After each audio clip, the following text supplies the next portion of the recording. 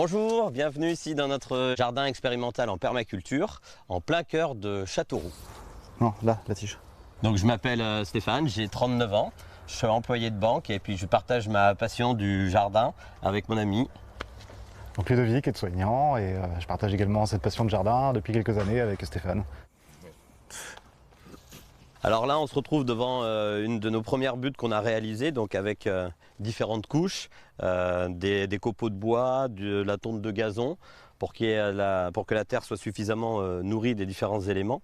Et puis c'est une butte qui est relativement ensoleillée par rapport au jardin, donc on a privilégié tout ce qui est solanacées, des tomates, des poivrons, aubergines, avec différentes variétés, et toujours le tout avec un couvert végétal, et sans arrosage du tout pendant toute la saison.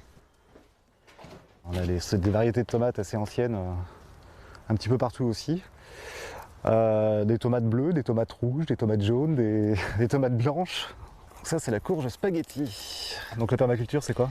Alors c'est plus une philosophie que des règles mis bout à bout, c'est plutôt un chemin qui va de la nature vers l'humain, qui part de l'existant, de la faune, de la flore, pour aller vers nos besoins à nous et non pas l'inverse, tout en respectant la biodiversité. Ah, les jolis pâtissons qui sont en train de pousser là aussi. Tout ce qui est alimentation des végétaux, ça se fait par purin, pour nous. Voilà, c'est le seul truc qui reste dans la permaculture, puisqu'il n'y a pas d'intrants non plus, on utilise déjà ce qui est sur place, on le fait macérer et on réinjecte aux plantes. Alors là on retrouve une guimauve, hein, la vraie guimauve de nos ancêtres, pas du tout celle qui est complètement chimique d'aujourd'hui, où on fabriquait la guimauve avec les racines de la plante.